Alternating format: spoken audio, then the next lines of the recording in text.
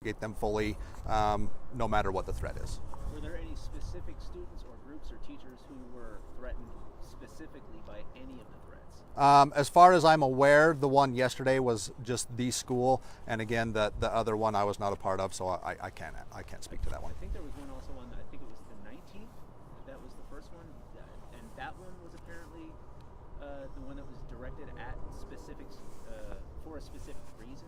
Can you kind of give any update about that? Again, I wasn't a part of that. I don't know very much about that one. All I know is that there was a threat that was made, and we're still investigating that one as well as this one. What has it been like for your department and your officers time and time again having to sweep the school and respond to this serious threat? It obviously takes a lot of resources.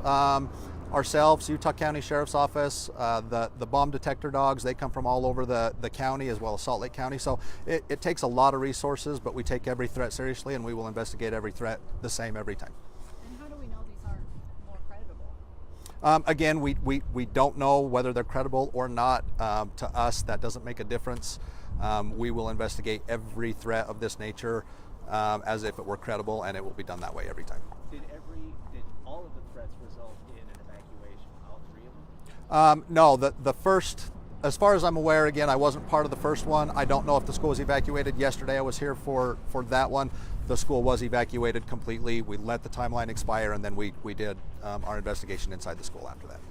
And I'm also hearing that the threats were not directly sent to the school. One of them was, but the other two were not. They actually came in through local news outlets. I mean, is that how it happened, or did they go straight to the school? As far as I'm aware, the one went to Channel 2 News, the first one, and the one yesterday came directly to one of the school administrators.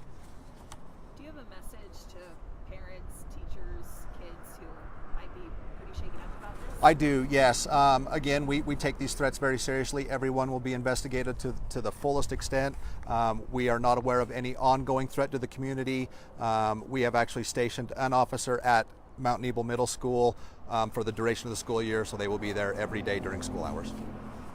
Has this disrupted any other school operations in Payson? As far as operations, no. We take precautions. The district can speak to their end of how they handle incidents like this. We just take each one case by case and let the district decide which schools they put on lockdown or secure mode or what have you. So.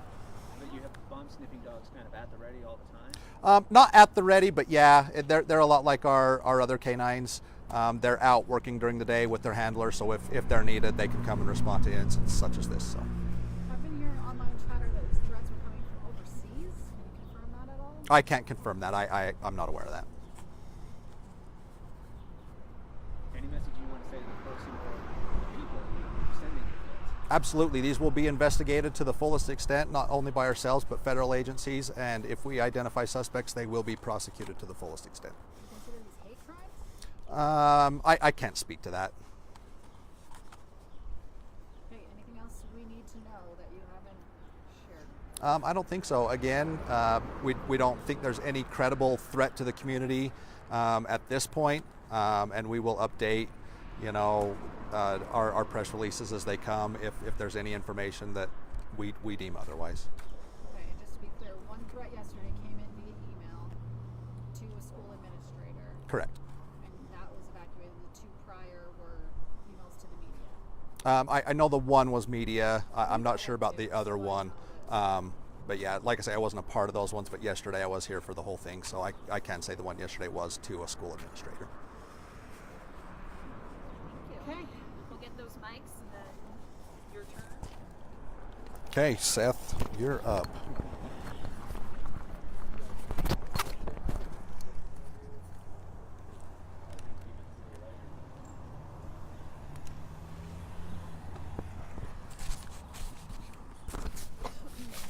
Sorry, man. You guys are I fine. hate putting I'll let you.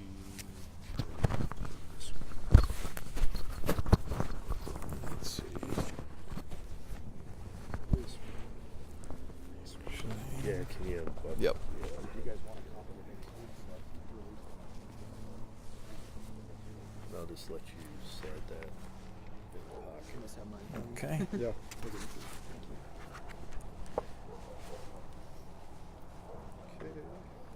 would give you this one on that side. Okay. Well, there you go. What's your preference, tie or? Either way. I believe it's on Facebook too. Yeah, that's the one that Yeah, that. Okay. And I'll let you Okay. decide which best for it. Thank you so much. Yep. Slip that one in there. Hide the cords.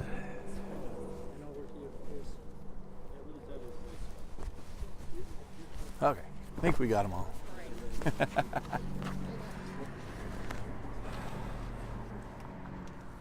right, everyone ready? Yep. Yeah? Okay.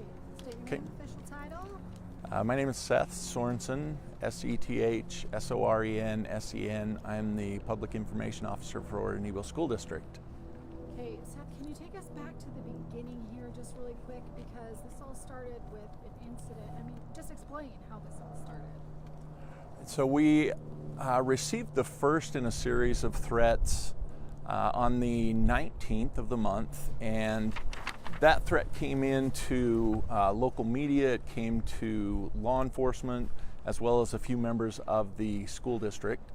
We reported that obviously to law enforcement, who came down and swept the building in response to that. We received another threat on the 23rd, and then again yesterday. Each of those threats were targeting specifically Mount Nebo Middle School. Did they target students specifically or any groups? The threats did not specifically target any groups of students individually. They targeted the school, although we did receive individual threats towards members of school and district administrative staff.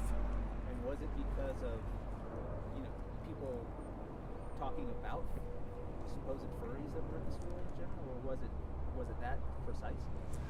The threats did not state specifically why they were targeting the schools.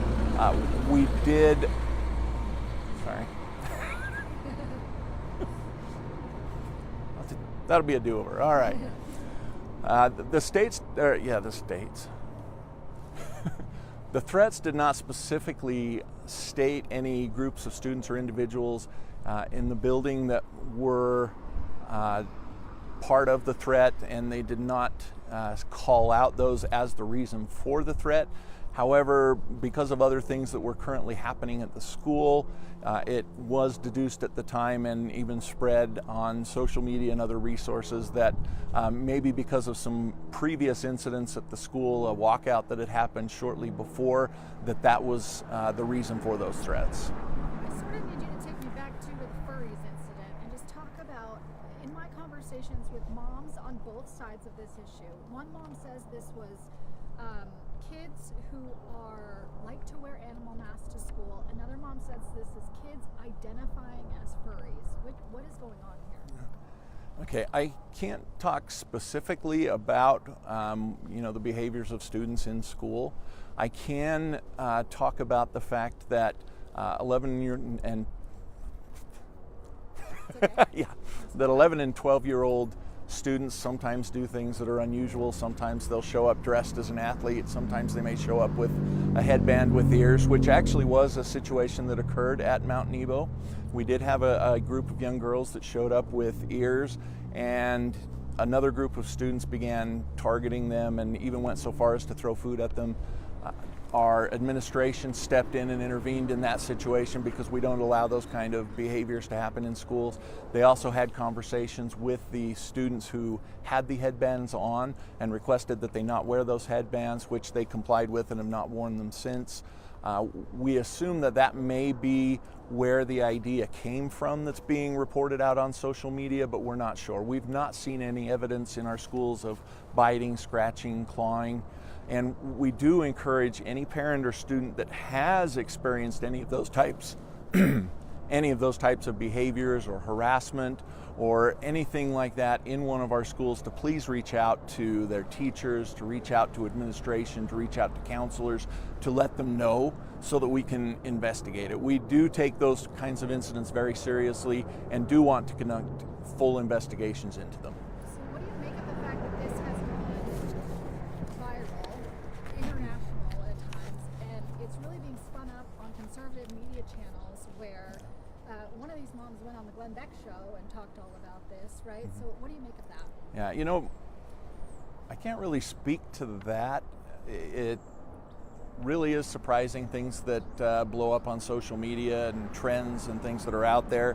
What I can talk about is, you know, our grateful teachers for students that are coming to school and participating in education. I can also talk about the gratitude that we have towards law enforcement and their help in handling these situations, making sure that we have safe places for our students to be. What do you do to make sure that the students are safe? Okay, great question. So what do we do to ensure student safety? Student safety is our top priority in school. We want students to be safe and secure, and we want parents to feel confident sending their students to our schools knowing that they're going to be safe and protected. We have a lot of resources available, and because of these previous incidents, the bomb threats that have happened, we've now deployed additional resources to Mount Nebo. We have our administration and teachers out in the hallways, and in addition to our current administration and teachers, we've actually also brought in additional adult supervisors to be part of that. So they're out in the hallways during class periods. While students are in class, they're out there during transitions, they're out there at lunch. We have additional public safety helping us out at the schools. As Sergeant Hall talked about a little bit earlier, we have an additional police presence at the school. We have alarm systems on all of our schools. We also have security cameras. We have dozens of cameras throughout the school, so we're able to see exactly what's going on in the school at all times. When you're a kid, getting picked on by fellow students is already tough, but then adding bomb threats on top of it, how are those girls doing that kind of led to where everything is happening now? You know, we can't talk specifically about individual students because of FERPA and different laws that are in place, but I can talk to the fact that we do have additional counseling resources available at the school currently, both to assist with any students that may have experienced things that have made it difficult for them to go to school, or just in grappling with things that have happened because of these bomb threats. Those resources are also available to parents and families. So with their district, how do you balance, you know, expression and clothing with, you know, safety and threats? Right. Safety, again, is our top priority, and anything that may potentially interfere with the safety of our students in schools, we do address immediately. We also have dress codes in place, and anytime any student dress or behavior interrupts student learning, whether it's because of dress code or different behaviors in the school, we take those seriously and we address those as well. With there being about 3 threats going on so far, how has this impacted students' education? Student education has definitely been impacted. However, we're committed as a district to maintain a stable situation for all of our students to go to. Not all of our students have situations at home where they're able to have 3 meals a day, where they're able to continue learning, where they have that support.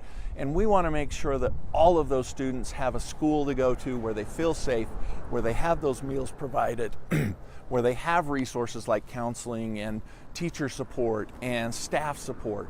And that really is our top priority. I have some screenshots from a group chat where some parents are talking about this going viral nationally, right? And holding accountable the district and stuff like that. Other screenshots show them kind of riling up, like coaching a little bit in terms of what the kids should say. I mean, how much do you feel like, or do you feel like adults are behind this or kids are behind this? That's a really good question. What I can say is that we hope that the community of Payson can come together to support each other, because really we are a community. No matter what your political views, no matter what your stance on different issues out in the community, we're talking about kids and we're talking about the education of these kids. And that's our priority, and I think we need to come together as a community to support these children and make sure that they know, first off, that we love them, and secondly, that we support them and that their education and their well-being is our priority. What would your message be to any parents, whether or adults, whether they're in the state or out of the state, that are kind of pushing these ideas that they're furries and kids engaging in animalistic behavior in these schools, despite the fact that you've said yourself that this is not happening in Nebo Middle School? There are some things that we just are not going to ever be able to convince people of unless they have the opportunity to see it for themselves.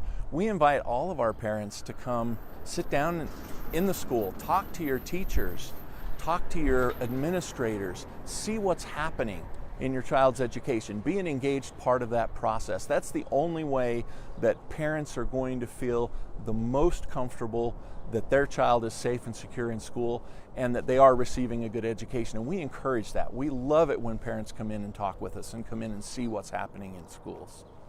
He kind of took part of my question, which was I felt like a lot of this outrage was caused by certain media outlets claiming that you're lying or that the media is working to cover up this situation that's happening.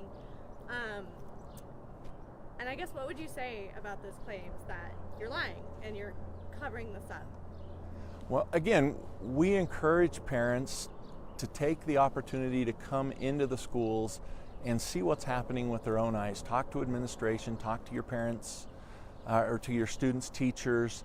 Take the time to find out what's happening with your students. That's the only way that you're going to feel 100% sure that your child's being taken care of, because that's always been our priority as a school district. We love our students. That's why we all chose to become educators. We want what's best for them, and we want parents to feel comfortable having their children in school. The original video that surfaced, there was an interview with a student. I know you can't speak about that student, but claims were made that, I apologize for my language, that students were wearing butt plugs with tails on them. And I'm assuming you have found that to be untrue. That's correct. Okay. But then my next question is, this has incited like death threats, literal death threats. Is there any district policy, I don't know, that would, I don't want to say punish a student for starting something like this or making claims that would result in, I don't know,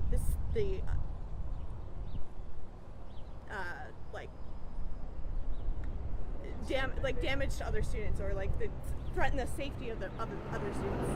Okay. So to respond to that question, again, because we take any type of threat or harassment very seriously, if a student were doing something that was a threat to another student, we're going to stop that behavior right away. We encourage students to demonstrate their right to the First Amendment. Every student has the right to free speech, and we support that.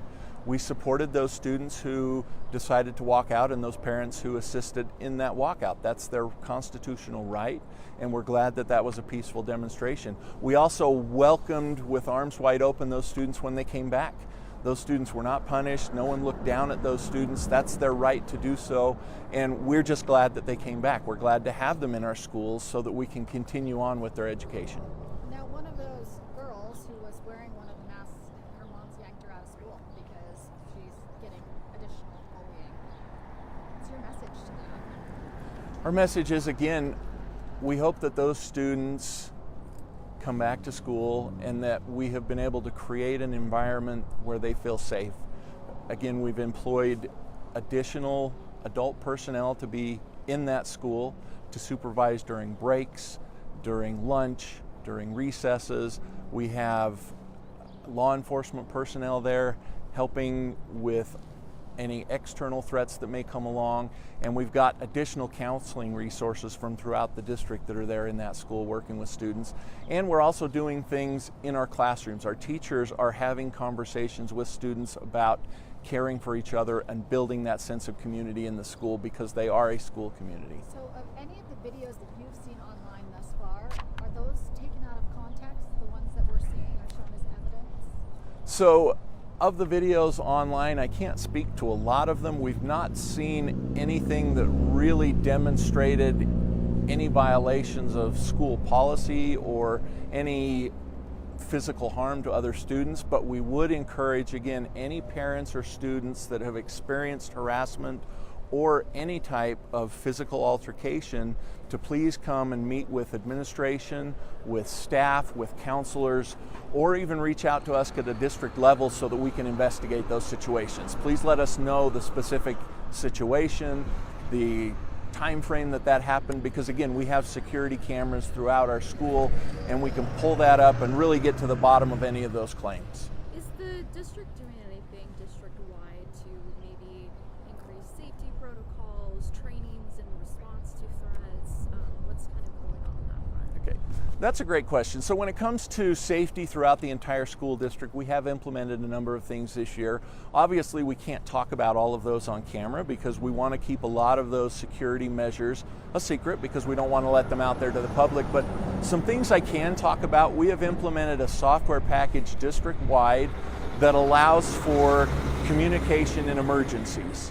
And we actually saw that software in use this week with a couple of emergencies we've had in the district. That allows teachers to communicate with each other, with individuals at the district, and with law enforcement immediately. And it allows those messages to be seen. We have implemented security systems in schools that didn't have them. Most of the schools already did. We have upgraded all of the camera systems in our schools so that rather than the blurry, grainy video that you sometimes get from security cameras, we now have HD video in our schools so that we can really see what's happening and keep an eye on things. We have implemented other measures that we feel are doing a very good job at helping our students feel more comfortable in school, but again, we can't talk about on camera because we really don't want to put that information out there in the public. What's a furry?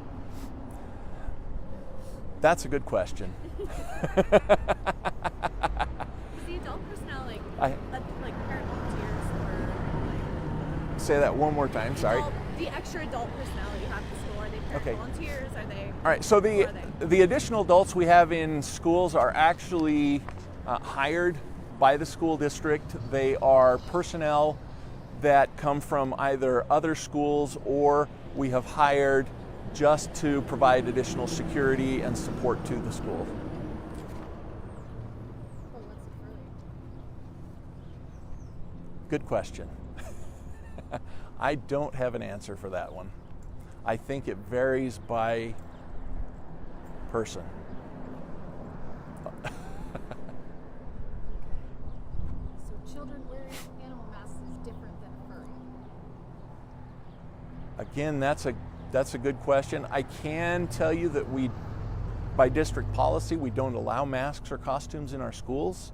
So those things have never been allowed except on the occasions of Halloween or sometimes during school spirit days. We do allow students to dress up as their school mascot, or we have superhero days where students are allowed to dress up and those types of things. But as a general rule, we do not allow masks or costumes in schools. Anything else you think we should know or you wanted to add? I would actually like to thank our local law enforcement. They have been amazing in just their tireless dedication to our schools. They have worked night and day literally to ensure not only the safety of our schools but also those individuals who have been threatened and called out.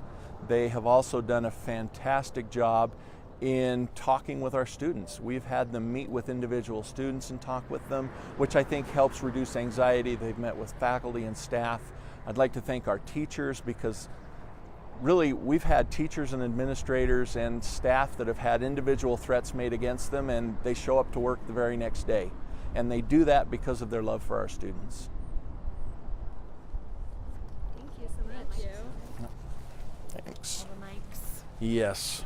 I don't know whose is whose.